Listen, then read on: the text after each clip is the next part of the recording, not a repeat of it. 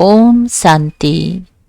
आज 29 नवंबर 2021 साकार रूप में चले हुए प्यारे बाबा की मधुर महावाक्य सुनते हैं। बाबा बोले, मीठे बच्चे, दुनिया में भल और किसी का डर नहीं रखो, लेकिन इस बाप का डर जरूर रखो। डर रखना माना पाप कर्म से बचे रहना। प्रश्न है, बाबा हर एक बच्चे को अपनी जांच करने मतलब चार्ट रखने की श्रीमत क्यों देते हैं? उत्तर है, क्योंकि ईश्वरीय कायदे बड़े कड़े हैं। अगर ब्राह्मण बनकर छोटी मोटी भूलें होती तो बहुत कड़ी सजा खानी पड़ेगी। इसलिए बाबा कहते, अपनी जांच रखो। अगर कोई भी पुराना हिसाब किताब रह गया तो मानी और मुचरा खाना पड़ेगा।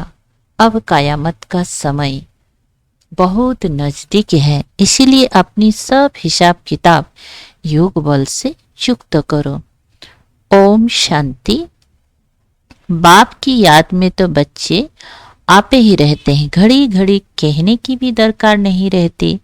बाप का डायरेक्शन है कि चलते फिरते उठते बैठते बाप को याद करो। तो रावण जिसने तुमको पतित बना दिया है उन पर जीत पा लेंगे। तुमको कोई हथियार आदि नहीं देते, सिर्फ योग बल से तुम रावण पर जीत पाते हो। जीत पानी है जरूर, और संगम पर ही पाते हो ना। रावण से जीत तो हमको पाना ही है, लेकिन बाबा ने कहा वो भी संगम पर ही पाना है। जबकि रावण राज्य खत्म हो, राम राज्य की स्थापना होनी है। बाप हिंसा तो कभी सिखला ना सके। देवताओं का है ही अहिंसा, परम धर्म। दुनिया ये नहीं जानती कि वहाँ काम कटार की हिंसा होती ही नहीं। सतयुग में जो कल्प पहले निर्विकारी बने होंगे वही तुम्हारी बातों को मानेंगे। अभी तुम युद्ध के मैदान में हो, गाया भी हुआ है, शिव शक्ति सेना। तुम हो गुप्त वॉरियर्स, हर एक अपने लिए कर रहे हैं। माया जीत जगत जीत बनना है। तुम अपने लिए करते हो, गया अपने भारत देश के लिए करते हो। इसमें जो अच्छी रीति पुरुषार्थ करते हैं वह पाते हैं। जो 5 विकारों पर जीत पाएंगे वही जगत जीत बनेंगे, और कोई चीज पर जीत पानी नहीं है। तुम्हारा है ही रावण राज्य पर जीत पाना, अर्थात देवी गुण धारण करना।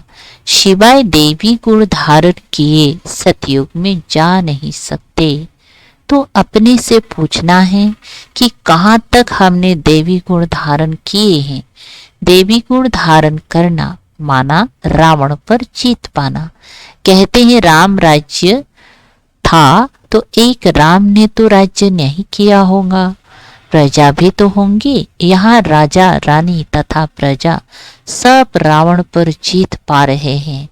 इस संगम युग में अपना अपना योग पुरुषार्थ के आधार से सभी राजा प्रजा सभी लोग रावण पर जीत पा रहे हैं। देवी गुण धारण कर रहे हैं। देवी गुणों में खान पान बोलना करना सब शुद्ध पवित्र होता है। हर बात में सच बताना है। बाप है ही सत्य। तो ऐसे बाप के साथ कितना सच्चा बनना चाहिए। अगर सच्चे नहीं बनेंगे तो कितनी बुरी गति होगी। गति तो ऊंच पानी चाहिए।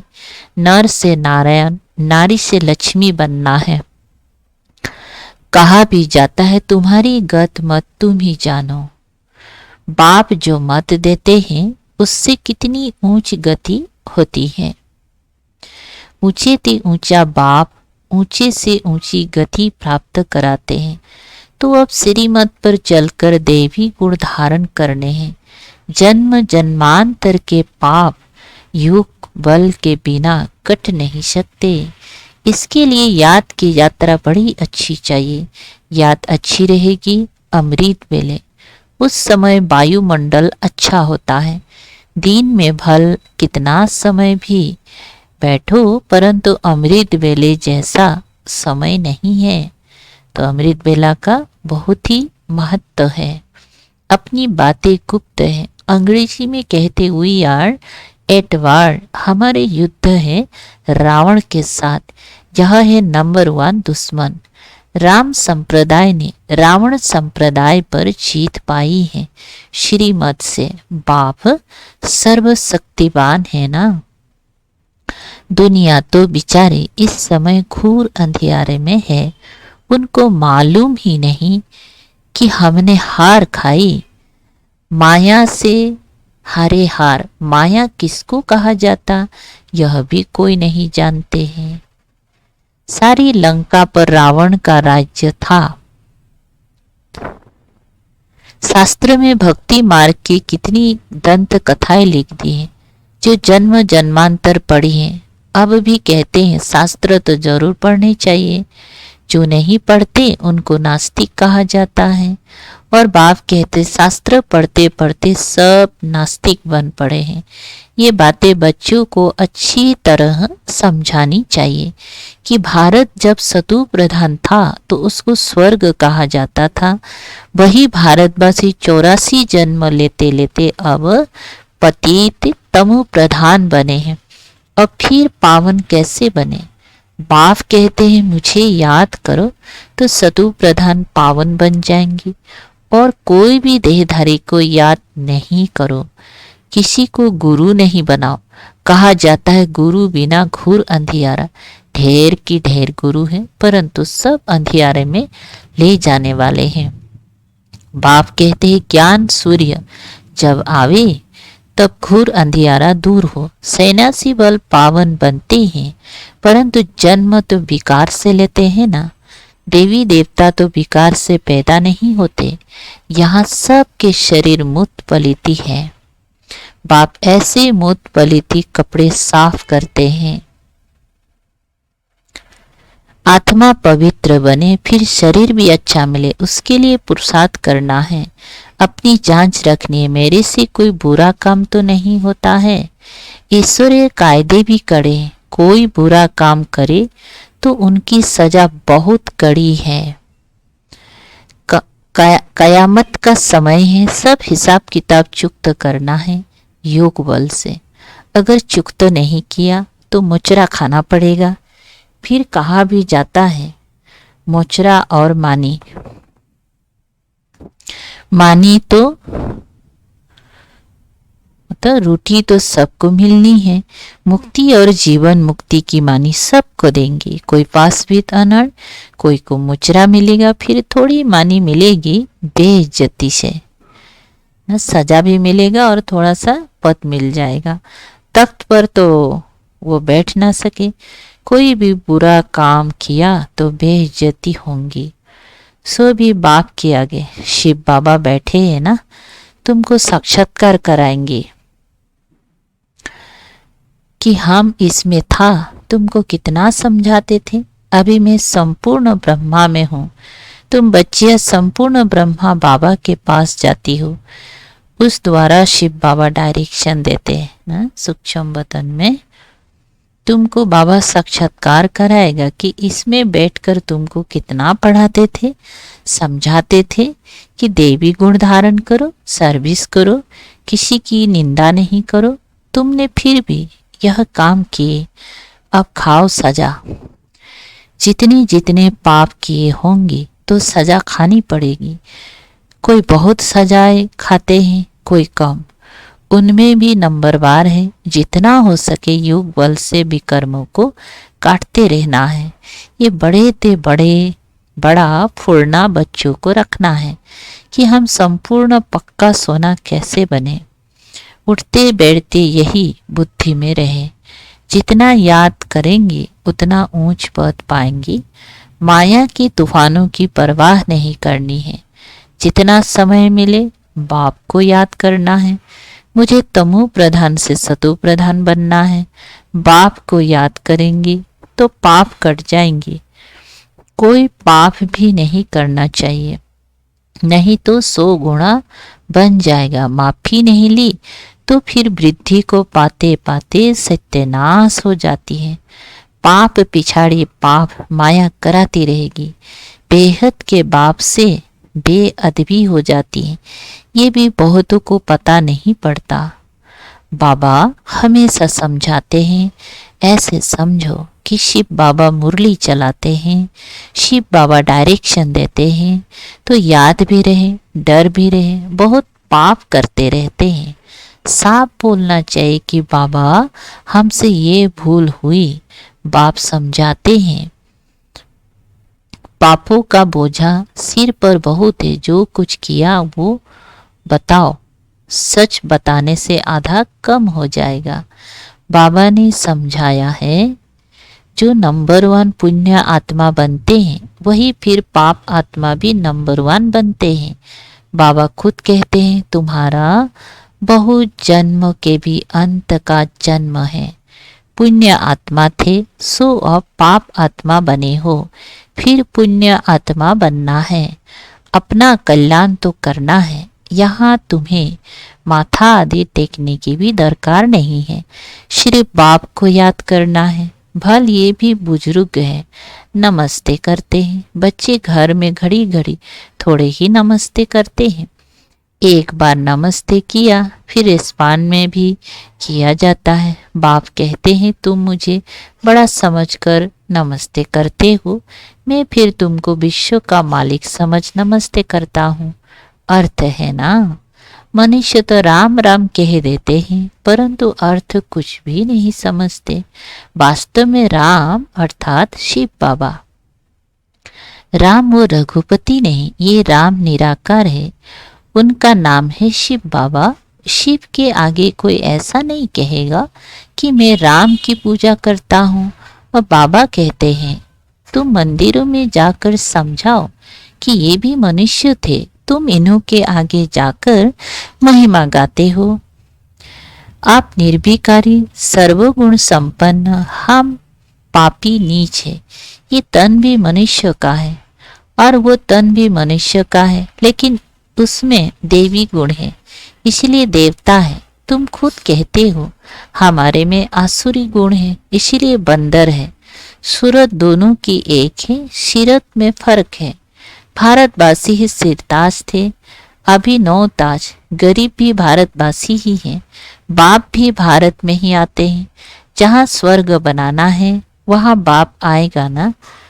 कहा जाता है कलंगी अवतार, कितनी कलंक लगाए हैं।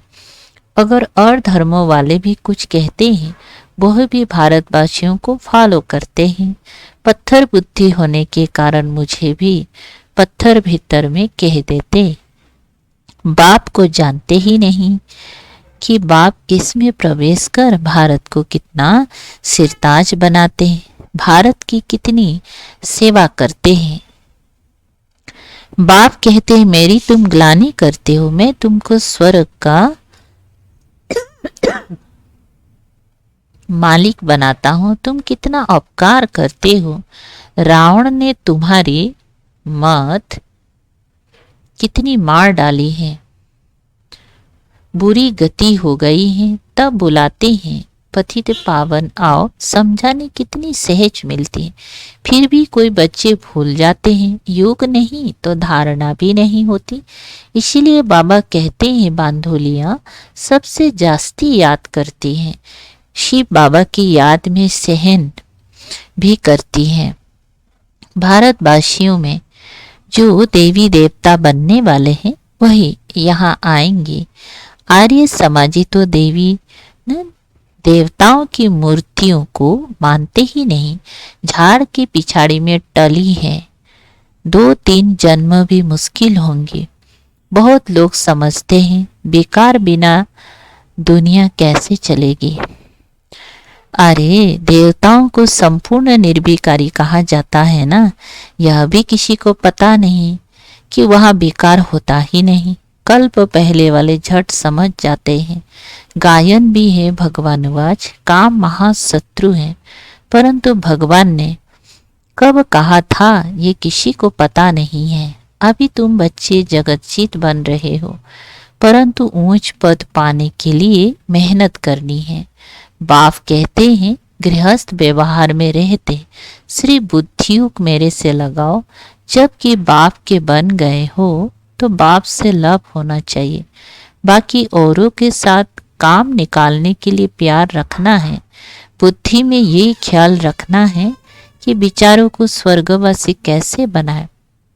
सच्ची यात्रा पर चलने की युक्ति बताए। वह है जिस्मानी यात्रा जो जन्म जन्मांतर करते आए हैं। ये एक ही याद की यात्रा है। अभी हमारे 84 जन्म पूरे हुए, फिर सतयुग की हिस्ट्री रिपीट होनी है। पतित तो घर जा नहीं सकते।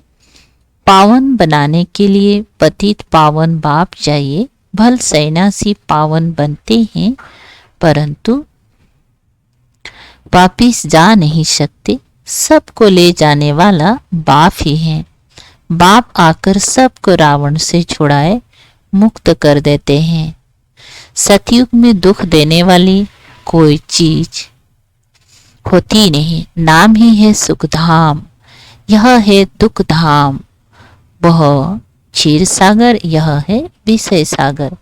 अभी तुम जानती हो स्वर्ग में कितनी सुख आराम से रहते हैं। क्षीर सागर से निकल विषय सागर में कैसे आते हैं ये कोई नहीं जानते। बाप समझाते हैं श्रीमत पर चलना है, फिर जवाबदार वो हैं। श्रीमत कहती है, हाँ भल जाओ, बच्चों को संभालो, उनको भू भू करते रहो तो कुछ ना कुछ कल्याण हो जाएगा। स्वर्ग में तो आ जाएंगी। बाप आकर नरकवासी से स्वर्गवासी बनाते हैं 21 जन्मों के लिए। यह भी तुम्हारी बुद्धि में है। मनुष्य तो कुछ भी नहीं जानते। यह भी पहले कुछ नहीं जानते थे। जैसे इनकी 84 जन्मों की कहानी है। तत्वतम, यह भी राजयोग सीख रहे हैं। तुम हो राज ऋषि, वह है हठयोग ऋषि। तुम गृहस्थ व्यवहार में रहकर राजाई प्राप्त कर रहे हो। तुम सब शरणागति होने आए हो ना। अब समझते हैं हम तो स्वर्ग में बैठे हैं, दुनिया में है माया का पाम। जब तक नरक का विनाश न हो तब तक स्वर्ग कैसे हो सकता है। मायावी पुरुष इसको ही स्वर्ग समझ बैठे हैं। बाबा को नई दुनिया स्थापन करने में कितनी मेहनत लगती है। पूरे नरकवासी हैं, स्वर्गवासी बनते ही नहीं। बाप कितना प्यार से समझाते हैं। अच्छा मीठे मीठे बच्चों, रावण पर जीत पाने से ही तुम जगत जीत बनेंगे। उसके लिए पूरा पुरुषार्थ करना है। अच्छा, मीठे मीठे सिकलधे बच्चों प्रति माता पिता बाप दादा का याद प्यार और गुड मॉर्निंग। रूहानी बाप की रूहानी बच्चों को नमस्ते।